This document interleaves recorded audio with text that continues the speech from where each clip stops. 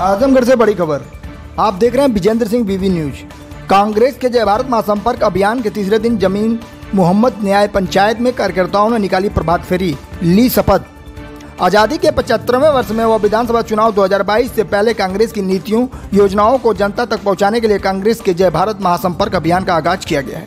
इस अभियान के तीसरे दिन सगड़ी तहसील क्षेत्र के जमीन मोहम्मदपुर के भतखोरी गाँव में जय भारत महासंपर्क अभियान के तहत कांग्रेस पार्टी के पीसीसी सदस्य मुकेश राय के नेतृत्व में रात्रि शिविर एवं प्रवास का आयोजन किया गया, जिसमें कांग्रेस पार्टी के पीसीसी सदस्य मुकेश राय के नेतृत्व में घर घर जाकर संपर्क किया गया।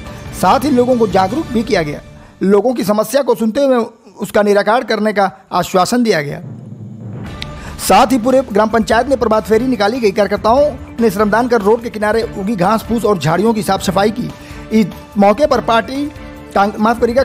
पर कांग्रेस पार्टी की पीसीसी सदस्य मुकेश राय, प्रदेश अध्यक्ष पिछड़ा वर्ग मनोज यादव, प्रदेश संगठन सचिव अनिल यादव, जिला महासचिव लालमन यादव, तेज प्रताप राय, हरैया ब्लॉक अध्यक्ष पदम चौहान, ओम प्रकाश यादव, संजय राय, राकेश राय, मनोज यादव, अनिल यादव, प्रमोद यादव, प्रेमचंद पाठक, रामचरण यादव, बबलू अहमद, राजेंद्र यादव, झगड़ू प्रजापति, ललसू सिंह पटेल आदि लोग उपस्थित थे। आजमगढ़ से आदर्श कुमार श्रीवास्तव के साथ कैमरामैन रवि की ये रिपोर्ट देखिए। जय भारत महासंपर्क अभियान चल रहा था और आज अभी तक की जो रिपोर्ट है, उत्तर प्रदेश के 30,000 गांव और 10,000 कस्बों वार्डों में हमारा ये कार्यक्रम सफलतापूर्वक संपन्न हुआ है। 3 दिन तक हमारे तमाम नेता जो है गांव और कस्बों में प्रवास पर थे। हम लोगों ने लोगों के सुखों दुखों में शामिल हुए। लोगों से जो खेती किसानी का सवाल है, जो बेरोजगारी का दंश झेल रही है युवा पीढ़ी, जो दलितों पिछड़ों पर इस सत्ता का दमन है, उनके बीच में हम लोग गए, उनके सुख दुख को साझा किया है हम लोगों ने। आज यहाँ पर सगड़ी विधानसभा में हम लोगों ने एक चौपाल रखी थी। हम लोगों के बीच में तमाम किसान आए थे जो खेती किसानी के सवालों पर हमसे बातचीत किया।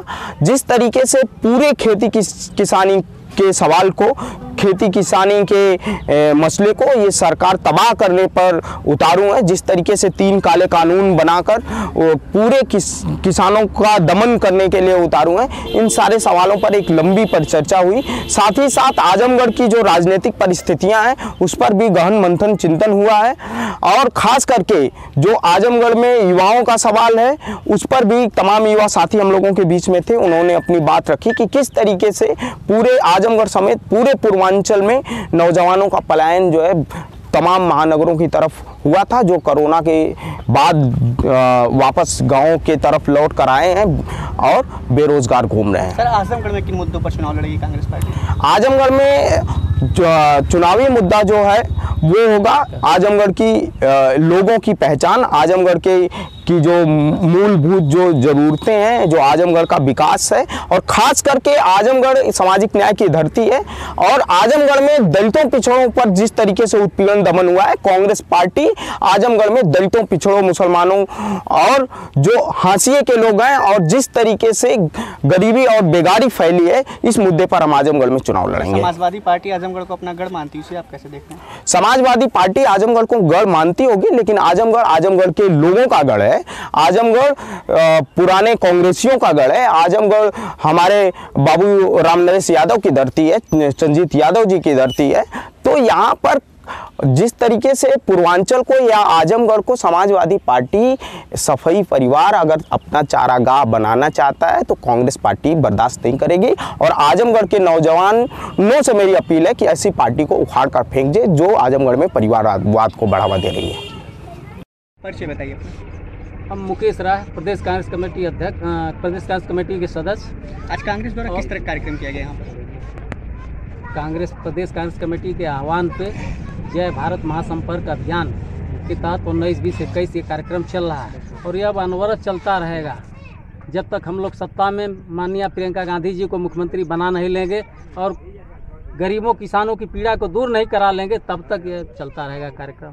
उस कार्यक्रम के तहत आज तीसरा दिन है। मैं इसी विधानसभा का रहने वाला हूं और इस विधानसभा की न्याय पंचायत जमीन मोहम्मदपुर, जो एक बहुत बड़ा पूरा है, लगभग 6,000 यहाँ पे वोटर लोग हैं, मतदाता। उस गांव में हमने डेरा डाला है, यहाँ से शुरुआत किया है और यहाँ से महज 5 किलोमीटर दूरी पे मेरा आवास है तो यहाँ के लोगों से जो प्यार मिला है 3 दिन, और हमारे कार्यकर्ताओं से हम लोग साथ रह करके पूरी लगन और मेहनत से पार्टी के दिए हुए निर्देशों के अनुसार सुबह सुबह प्रभात फेरी निकाले हैं प्रतिदिन गांव में, रोड पे, और जहाँ जहाँ पे भी हम लोगों को दिखा है कि झाड़ी है जिससे रोडों पे एक्सीडेंट की संभावना है, अगर हम लोगों के उसको काटने से, उसको साफ करने से किसी एक की भी जान बच जाएगी तो हम लोग अपने को धन समझेंगे। उसको साफ किया है, हम लोगों ने श्रमदान किया है, उसके बाद फिर विश्राम किया, फिर जनसंपर्क किया, घर घर किया है। उन लोगों से हम लोगों ने उनकी साझा किया है कि उनकी क्या समस्याएं हैं, नाली की है, खड़ंजा की है या व्यक्तिगत है, उसके बारे में बतावा। जैसे कोई पीड़ित है, विधवा, विकलांग, वृद्धा जो पेंशन बनाई गई है मिल रही है कि नहीं मिल रही है, सारे समस्याओं को हम लोग कलेक्ट कर रहे हैं और इसको हम लोग अपने प्रदेश नेतृत्व को देंगे। यह काम हमारे सारे कार्यकर्ता लोग कर रहे हैं और यह अनवरत जारी रहेगा। सगड़ी विधानसभा अपने में एक बड़ी विधानसभा मानी जाती है। कांग्रेस की नीतियों को आप गांव-गांव कैसे पहुंचा रहे हैं? कांग्रेस की नीतियों को हम लोग अपना विकास का मुद्दा ही बना के पहुँचा रहे हैं। इसलिए जो वर्तमान सरकार है माननीय योगी जी की है, यह इसी 2-3 मुद्दे पर ही आया है। एक तो हम भय और भ्रष्टाचार मुक्त समाज देंगे, किसानों की, मजदूरों की आय को हम बढ़ा देंगे, दोगुनी कर देंगे और महंगाई को कम कर देंगे। तो ये लोग न तो महंगाई कम कर पाए, महंगाई का एक बड़ा मुद्दा जो तेल की बात आती है, डीजल और पेट्रोल, क्योंकि सब कुछ इसी पे निर्भर है। डीजल हमारे कांग्रेस गवर्नमेंट में 64 रुपये थी, आज इन्होंने कर दिया है 9700 हो गया है। पेट्रोल की वही हालत 105 तक पहुंचा दिए। तो जब डीजल पेट्रोल महंगा हो जाएगा तो कैसे हम उम्मीद करेंगे कि हमारी सब्जी सस्ती रहेगी, बैगन सस्ता रहेगा, कड़ू तेल, कोई चीज़। देखिए सारे लोग बता रहे हैं पूरी चीज़ें महंगी हो जाएंगी, अर्थव्यवस्था चौपट होगी, सारी चीज़ किसानों की महंगी हो जाएगी। बताइए इसका।